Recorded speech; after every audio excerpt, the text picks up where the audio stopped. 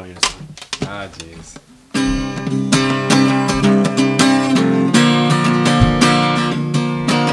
I know a man named Buns. His name is Buns. I know a man named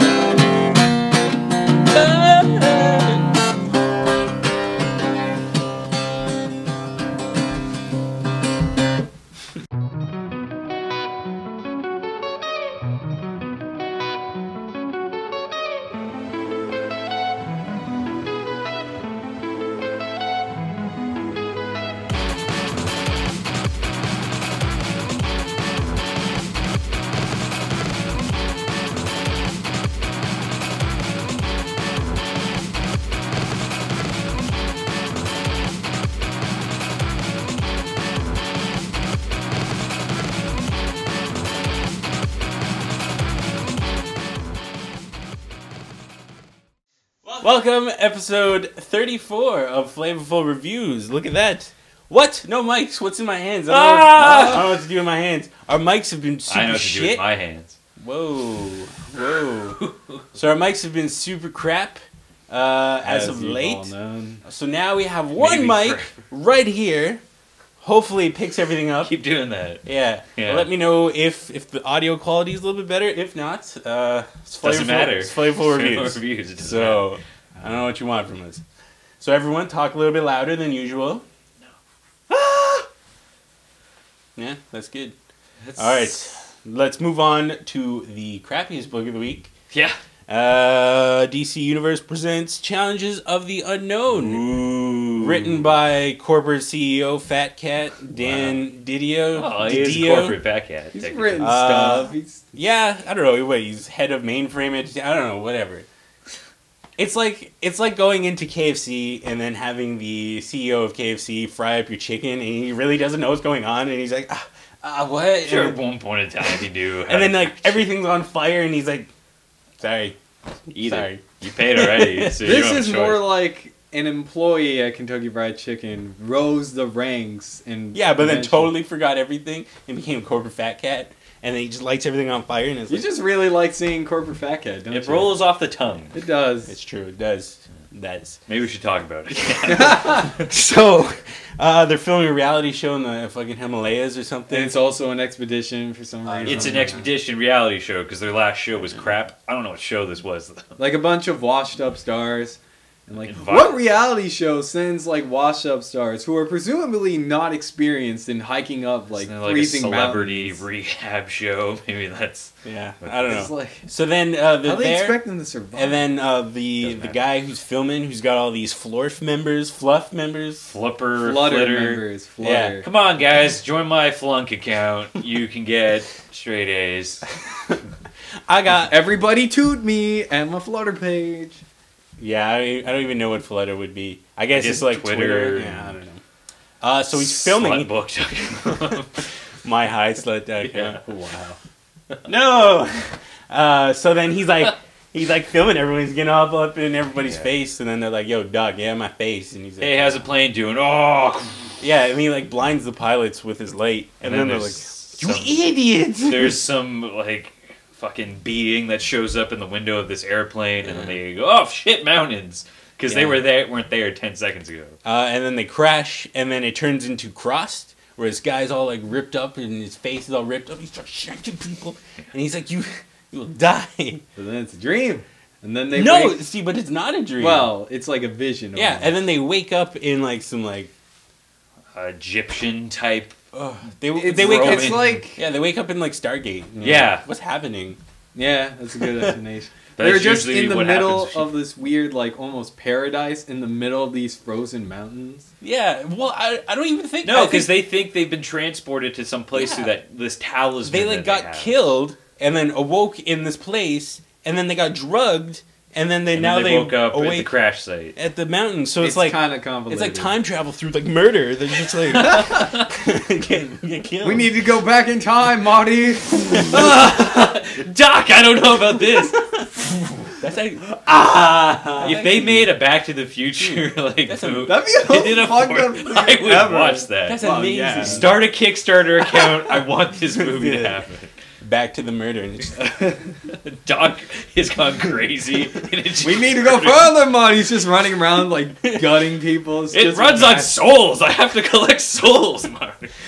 Oh, that's good. Let's do this. This is genius. Thanks. What's Christopher Lloyd doing? Nothing. What do you think about this book? Yeah, I don't know. Artwork was pretty generic. Writing was super generic. When I saw the cover for this, I assumed it was going to be like a survival horror I thought it was gonna be cool. in the mountains. There's a man with a beard. I mean, that's... with crazy supernatural elements, and those are there, but it's not really survival horror. It's just a bunch of douchebags walking through mountains. It kind of felt like they had a week to do this. Yeah. Because Dan Didio's probably doing all his paperwork for all the other books, and he's like, "Shit, I got a book to write. Oh, why did I do this?" And he's like, "This is like high school. I gotta write this up the night before." And then he like tweets at me, and he's like, "Hey, King K. Rool, what should I write about?" And then yeah, as a get joke, on my Flutter Network. Yeah, as a joke, I'm like, "You should write the worst book in the world." He's like, "Thanks, man. That's a good idea." That is exactly what you wrote. Write the worst book in the world. Thanks, Don. It's a great idea. Pretty much. Yeah, like it. So I think we can agree this book's not very good. It's just so generic and so convoluted in what it's trying to do. That just. But they gave. Oh, sorry. Go on. No, go ahead. I was gonna say that maybe it's wrong of me to call it a survival horror. Maybe that's not what they were trying to get at. You were just presumptuous, basically. Maybe based on the cover. If we've learned anything, don't listen to the covers or don't look at the cover. Bearded mountain man. You need if it is one suggestion, don't power the people who are supposed to be surviving. You know, don't give them a talisman that shoots kamehamehas out of it. Yeah, totally. Yeah, straight. But even when that happened, I was just like, it could have been cool. It should have been cool. Yeah, he should have been like Anyways, moving on to the most confusing book of the week. So I picked this up. I'm at Stadium, and I'm like, hey, this is a number one. This is gonna be sick. But it's actually not a number one. It's actually a second printing, and I'm like, what? What's happening? So okay, Prophet number 1 or 21, I guess. Yes. So based on my research. In the 90s, Rob Liefeld came out with a book based off Youngbloods number 2 with this guy Prophet in it. And then recently, this year, they relaunched the Extreme thing. And then they're like, okay, we're going to do Prophet again, but it's going to be different. It's going to be only Prophet in name, I think. I honestly do not know what's happening. So we're just going to take this book on its own book. Yeah. Even Robert Liefeld was like, hey, I love this book, but it could not be a farther departure from the original. Which is fine, because I really liked it. We apologize, Rob. He's probably going to hate us for not knowing the background of this. I don't know shit anyways, so it's fine. We apologize, Rob, and to all you Flavourful watchers, but we're going to review this book based on what we read, and it was awesome. It's really cool. Yep. I liked it. I love the wasteland aspect to it. I like the weird kind of time aspect to it. The colors and everything, the drawings are amazing. The life forms in this book are amazing. He wrote some great stuff. Oh, we only wrote it. Whoops, my bad. But like Ballerman drew it. Ballerman. So alright, we go. But yeah, no, everything was pretty much... It was a little confusing. There's a certain point where he's trying to reach his contact, the main character in this book, to find information about something. Yeah. And then all of a sudden he's in this weird, earth bubble thing. It's like a slime fungus book. Because there's this giant fungus city he has to get to. Yeah, they didn't really show how he got there. Maybe it's like time travel. But it was cool because there's like a bug city with these entities living in it, and they have a caste system. Yeah. It's a smell-based society. I was like, that's awesome. How does that make sense? So that's how a lot of insects work. He has like a gutted species, like one of them around him the entire time, so he can get through everybody. And he's like, yeah. So then he's trying to look for his contact for his mission. He has like some kind of mission. And then he shows up, and then she's like, hey, big boy. Time to give you information, but first, let's mix with him.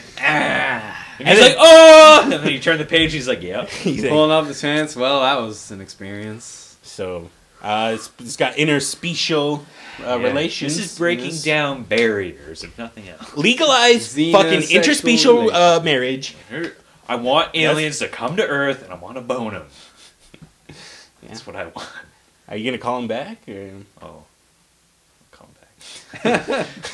Nick's a gentleman, though. I am. I'll wait like a week. Because I'm not that good. Oh, because you don't want to let on that you're desperate for the alien boning. You just want to... But it was the best I've ever known. Nice. Was it out of this world? Whoa!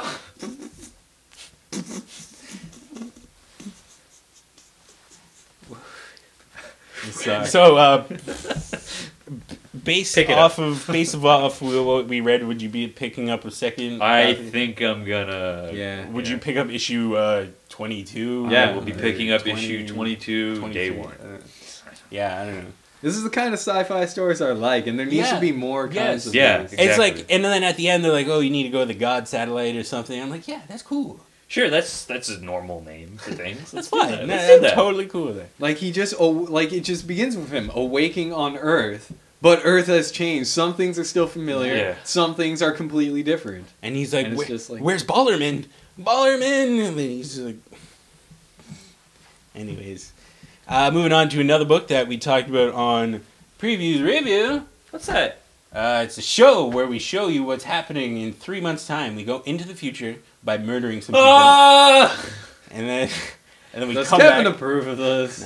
No, Kevin doesn't know. He doesn't know. I drug him, and then he wakes up. And he's like, "What day is it?" he goes out the window. "You boy, what day is it? Why, it's St. Crispin's Day, huh?" And he's like, "Why is there just like 5 dead people over there?" Comic. Did you kill those people, boy? No. No, they're here when I got here. Oh, I see. Road Rage #1. Written by Joe Hill. Son of Stephen King. Son of Stephen King. Writer of Lock and Key. Stephen King's in this as well. I think he helped with the story. And I think this is an adaptation of a movie that was an adaptation of a book. Something. Yeah. So, but this is pretty cool. Is he just giving his son table scrappings and it's Yeah, like, here, you want to make a comic book? Use one of my stories. Here's one of the stories I wrote when I was up. Although Joe Hill's, he's got a pretty successful career with Lock and Key and everything. Exactly. So I mean, he doesn't need his fucking dad scratch. No, he's definitely not like his writing is good enough on its own that he's Blackheart and Stephen King is Mephisto, and he's like trying to take over the world, like take over hell, and he's like, "See, I can fucking do without you." Shut up. Okay, Steve. Okay, Daddy. Daddy. So this book follows some bikers. Bikers trying to get their money back. Yeah, they're trying to get meth money back, and they like killed some like 16-year-old chick. Yeah, some 17. Yeah. And then they're like, "Oh shit, man! Oh shit!" He was on meth. It's okay. Yeah, and then this trucker overhears their conversation, and they're like, "Let's ride." And He's like, "Hey, he didn't hear shit." And then they go off on their merry way, discussing how they're going to get their money back. Hey guys, look, it's the truck guy. Hey, truck guy. Hey, we're just going to pass you now. Is that cool, truck guy? Hey, what are you doing? Truck guy! Truck guy! He fucking stomps people's brains and the people's... Graphic. Oh no! Baby Joe, no! Oh fuck! Like, I've never seen the aftermath of someone getting run over by a truck or like scraping on pavement. Yeah, I have. Well, yeah, you have, but like I know from Lock and internet. Key he can get pretty violent sometimes, but Yeah. wow. Yeah, fuck. I'm just like, oh hey, truck guy's gonna kill him. Then like, Oh, hey, it's head truck guy. crushed by wheel, and then more people just keep dying off. Just Like at the beginning of the book, they tell you everybody who's in this biker gang, and by the end of the book, half of them are dead. Yeah.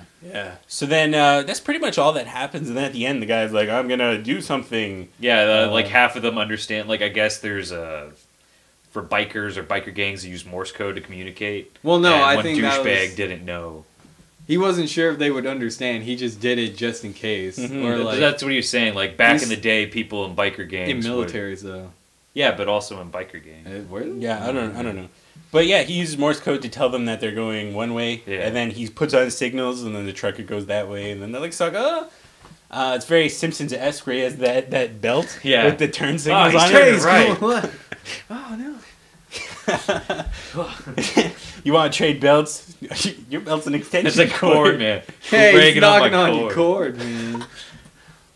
Yeah, so can't be an episode of our show without Simpson quotes. So this book, it's drawn really well. I thought it was awesome. I mean, it's very violent, very gory. At the beginning, I was kind of iffy on it because like the way they convey shadows is like little squares. Yeah, like and those are always that's annoying. But it's going for old school kind of flavor. But yeah, it's really well written. Story's pretty cool. Violence. Yeah, I'm kind of excited to see where it goes from here. I mean, I want to see this truck guy get out of his truck, and he's like made of wheels, so crush people. That'd be fun. He's like the Michelin I Man. know your weakness now. He's Doc Brown. He's like, I had to kill everybody so I could go in the future. Yeah, pretty much. So yeah, out of all 3 books, what was your favorite? Prophet. Yeah, Prophet. Yeah. Yeah, I'm gonna have to agree. Prophet. Challenges the end. Even though Prophet came out last month, I think, and this is a reprinting, and it's fucking. If you haven't picked it up yet, yeah, pick it up. It's cool. Retro reviews. Let's call that. We should have our afros and everything. So yeah, so pick up Prophet, and then Road Rage, and then don't pick up. Batman comes out. Get Batman. Yeah. Ooh, yeah, and they have that cool cover. He's like the owl thing. Anybody read Daredevil 9? Yeah, Daredevil. Ooh. Did you guys read the last Batman? Yep. That was awesome. Yeah. I don't know if we reviewed that. No, we didn't review that one. That was awesome. When he's in the labyrinth. A mini review here. Pick it up. Shit's crazy. Do it. Get it. Wicked. Second printing. Anything else? Daredevil. Avenging Spider-Man. With the new, they're not polybagged anymore. They have stickers on the back, to which you peel it off, and then you're like, "Ooh, look at this! It's a code. It's a donkey. Oh, it's a donkey." Seems to code number 2. Yes. Ride to power. But yeah, pick that up. For all you PlayStation Vita fans, hopefully you have a Vita now. By the time this comes up, I hope to have one. Yeah. Hopefully, yeah. Cool. So maybe next episode I'll be like, "Dirt." You'd be like, nothing. You'd be like, "Rick, how's the comic?" You'd be like, "Fuck off." I'm reading it on my Vita. Yeah. Maybe. Nah, I don't know, maybe. Cool. So, I guess. Oh, I was just gonna say, do you remember, the Death and Return of Superman? Yeah. Max Landis. He had a movie that came out called Chronicle that I saw on Saturday. That was him. That's an amazing movie. Yeah. That is heard one of the good best things. superhero movies I've ever seen. To be completely honest. You saw it with Edmund? Yeah. I'm sorry. I don't. We're not. I can attached to stay it. with you, Rick. I'll go watch it again. Dude, this is beautiful. You can't have this. That's cool. That's cool. So, feeling him up there. Whoa, we'll solve out these issues for next week. Let's not bring the fans into this. That's right. Let's start a war. Who are we gonna side? Look, people have turned off the video already. Okay. Yeah, this is like 20 minutes over. Wow. All right, so everybody pick up these 3 books, and we'll see you next week for episode 36. 5. Yay. 1, 2, 3. Flavorful sauce.